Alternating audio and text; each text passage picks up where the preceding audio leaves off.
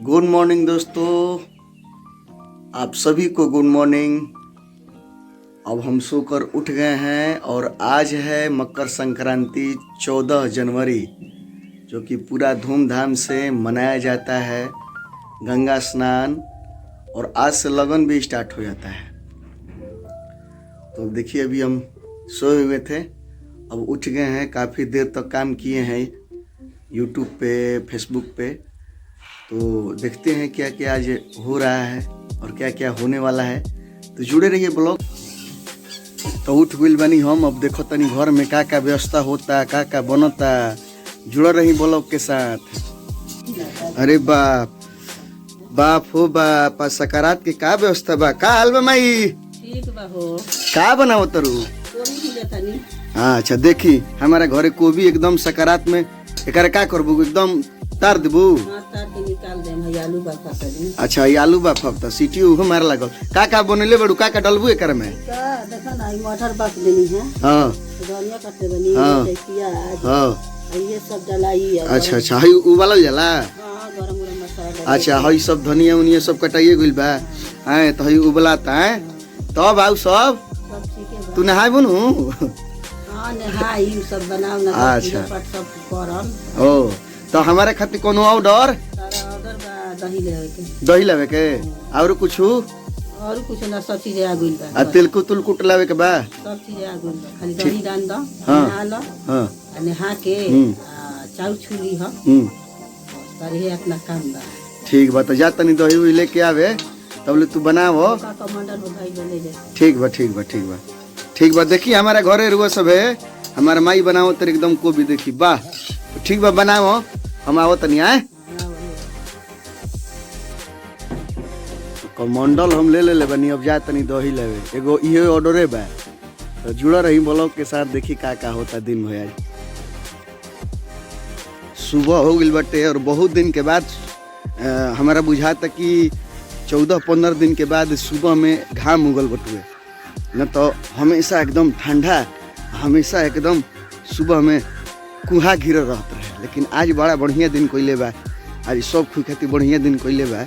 आ सूरज भगवान उगल बाड़े, देखते बनी हमारा पे एकदम सुबह सुबह लाइट आ रहल बा। तो देखते बनी वाह, ऐसा नहीं दिन करे के चाहिए ठंडा में।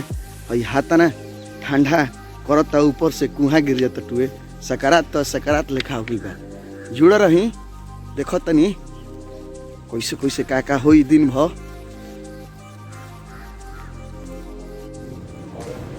तो ये हमार चाची हई और हम दे दिले बनी, आ गइल बनी दही लेवे खातिर। तो रोज सब देख रहल बनी। चाची दही हो गइल बनू? तो चाची बहुत हमारे के माने ली, तो पैसा उसे ना लेवेली और सही दही दे देवेली। तो हम जा चाची दही लेके आओ, जा लेके आओ।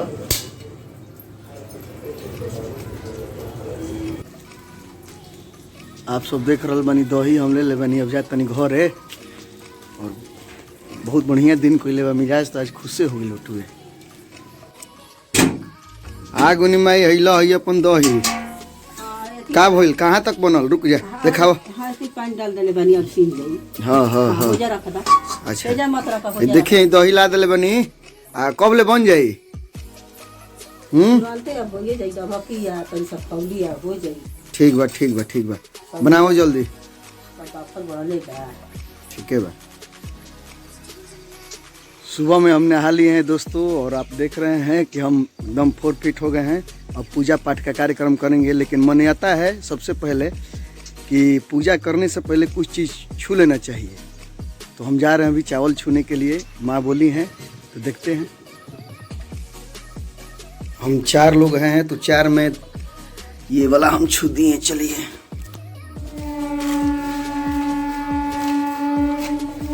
छू लिए चावल हम।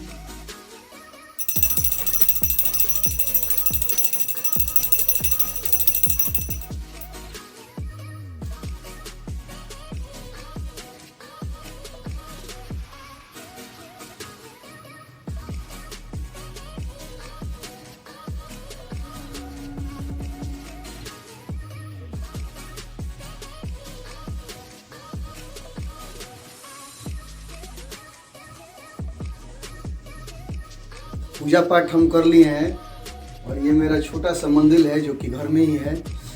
तो बने रहिए ब्लॉग के साथ, देखते हैं क्या होता है। तो माई हमारे नेहा धो ले बड़ी, खाना उना बनैला के बाद सब बन गई माई। सब बन। चलो तो जौन जौन बा पापा तभी लेट है। तो जौन बात उन खाई जाओ। आ तिलकुट गुटी तो पापा ने लेके हैं। नहीं रखा ले बड़ा। अच्छा ठीक है बा। तो चलो खाई जाओ, ले आओ। तो तैयारी चालू बा, दही चूड़ा आ रहल बटुए, पापा घरे नहीं खन। तो देखी का हो रहल बटुए। अब आई तो हमनी के दिखा रहल बन वीडियो। तो तैयार बन माई? हाँ तैयार बनी एकदम। ठीक बा, तो चली जुड़ा रही ब्लॉग के साथ। अब दही चूड़ा के वो सब आनंद ली। ढेर आदमी 14 तारीख के मनावत रहे, ढेर आदमी 15 तारीख के मनावत रहे। तो जब भी वीडियो आई तो एकदम शेयर करे, कोई लाइक करे, कोई कमेंट, एक जबरदस्त एकदम आशीर्वाद देवे कोई। जुड़ा रही। तो खाना आ गई बटुए दही चूड़ा, देख रहल बनी आप सब एकदम पूरा। पापा ना आइल बड़े, यही चलते तिलकुटवा निखेनु आइल हैं। तो सब कुछ आ गई बा, पापा के इंतजार में भूखे रही जाए। अब जब माई बड़ी तो माई आ गई बनू। हाँ यार आवा खाई जाओ। तुम बैठा है जा बगल में आवा। ठीक है, आ गई बा तिलकुट चूड़ा, पानी उसानी एकदम पूरा एकदम तैयारी में। तो आप देख रहल बनी माई तैयार बड़ू नु। आवा तुम आवा एकदम आ रहल बनी एकदम सबरे करे के बटू एकदम। हाँ आ गई बनी, आओ तनी। चलो पहिल का चूड़ा हमारे देने से रही। दही डाल दें, दही खा लो बस, बोलो मत। तू खाली खा, हमारे खियावे दे पहली बार। मीठा ले लो, चलो ऐसन ठीक बा। भाई कोबी तनी से खा लो, बनैलू है तू ही नु। सिखला तो नु। चलो तो ये हमार माई बाड़ी। अब पहिल का बेरा हम वीडियो बनावत नहीं तो देखते बनी माई खाता रही हमार। अब हमू खाता नहीं। चलो एक कहने धो दी नु। चलो बढ़िया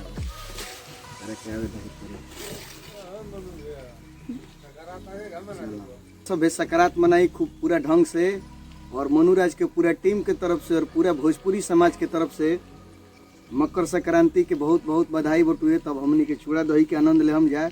और गंगा स्नान के आज ही दिन हटुए। और लुधियाना में पंजाब में लोहड़ी कहल जाला। आज लोहड़ी धूमधाम से मनावल जाला पंजाब में, लुधियाना में।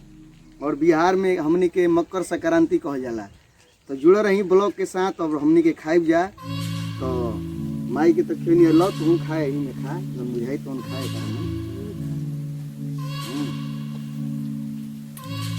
हाँ हाँ बा बढ़िया बनल बानू। आलू दम फेल बा, काज फेल बा। आलू दम के आगे गर्दा एकदम बनैले बड़ू माई।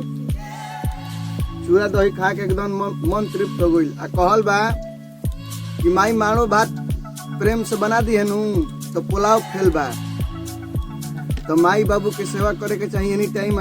रवो सबे करी और प्यार आशीर्वाद देते रही। कैसे कि माई बाबू के सेवा में एकदम सारा धर्म आ धाम बा। आज हमनी के हाथ नहीं जा और वो सबे खाई। चली मिले जाओ खैला के बाद। जय हो। तो पापा लेट नहीं है काम पर से। तो देखिए पापा अब खा रहल बनी। का हाल चाल बा? ठीक है बाबा। कैसन चूड़ा उड़ा लगता?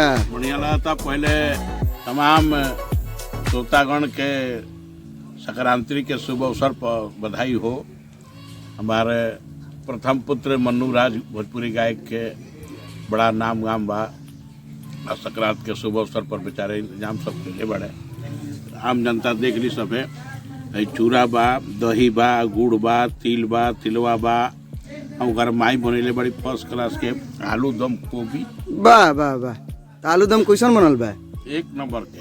तो ठीक बा, खाए के काम बा। दोनों दिन खाई ली बबुआ। अच्छा 14 के 15 के। हाँ। ठीक है बा, ठीक है। मकर संक्रांति जौन बा कि ना हिंदू धर्म के हमनी के एगो महान पर्व है। नहा धोआ के पूजा पाठ करके 2 जन बार एगो मन्नू राज हवे, एगो आलोक बाबू हवे छोट भाई इनकर। खाए के काम बा। खेस्ता परिवार बा, मिला जुला के सब कोई खुशी खुशी मनाई सब है। बहुत बहुत धन्यवाद। तो चली चूड़ा दही हमनी के खा लेनी जा और मकर संक्रांति के बहुत बहुत बधाई बा। जे 14 तारीख के मनावत तनी उनको के बधाई और जे 15 तारीख के मनावत तनी उनको के बधाई। बहुत बहुत धन्यवाद। यदि अच्छा लगा लोग के वीडियो तो लाइक कमेंट सब्सक्राइब और फॉलो करी और ज़्यादा से ज़्यादा शेयर करी। जय हो, जय भोजपुरिया समाज।